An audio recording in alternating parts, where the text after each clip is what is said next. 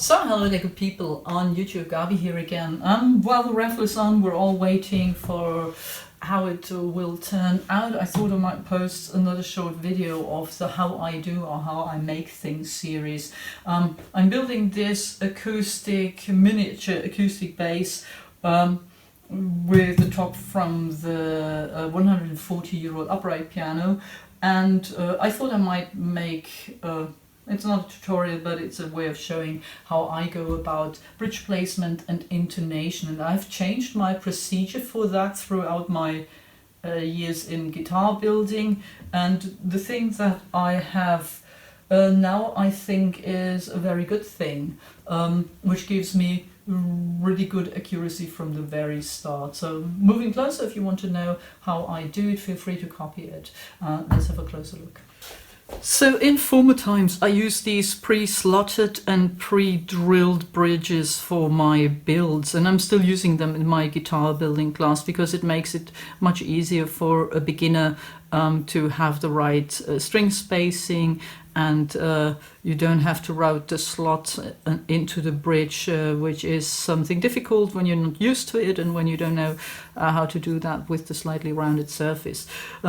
But the disadvantage of those is that you can't manipulate string spacing, neck width and things as such. And sometimes these slots, they don't come in at a good angle, I think, so that if you really wanted to hit the correct intonation, that meant you would have to put a bridge on at an angle, and that would look stupid. So sometimes I found myself filling up these slots, rounding them new anyway. So I switched to these kind of bridge blanks that are neither slotted nor drilled.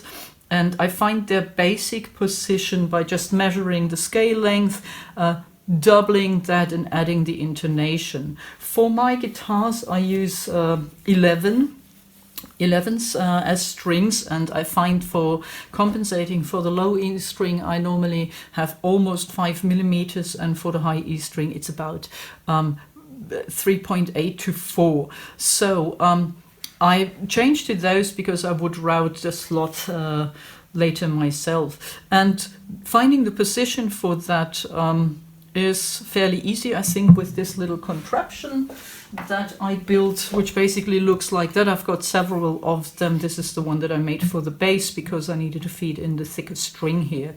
So basically it works like that you have got a board and two other pieces of wood attached to them rectangularly so that you can clamp it to the top of the guitar. I drill holes here for the 2 E strings that I can then thread through and run over this little piece, and this is a triangular piece of wood, like a pyramid that I put in here. It's made of corian, but you can use bone or whatever material you like, and I have it in place so that I can move it around and find the right position for my intonation. In order to do it this way, you will have to have tuners attached. So I do that by clamping this board on which I do have tuners, so that I can simulate the strings running through it. I have a nut in place that has two slots here for the strings to run the right position.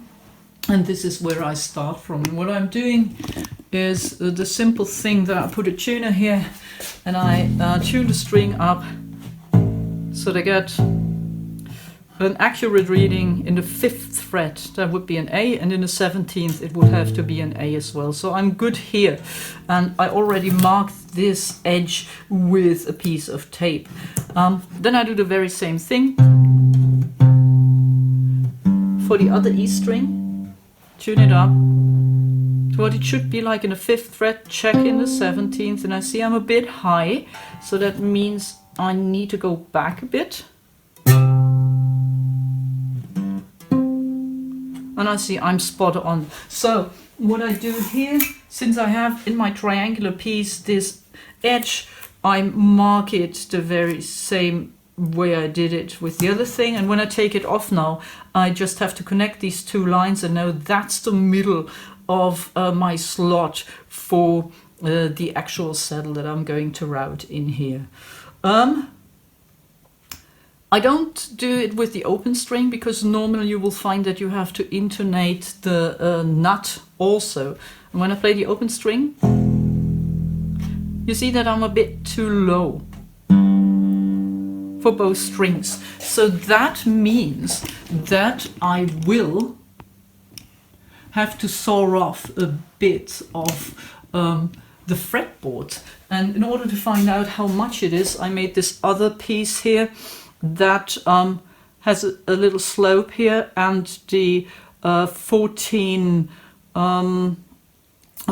foot angle on top and bottom that I have for my fretboards.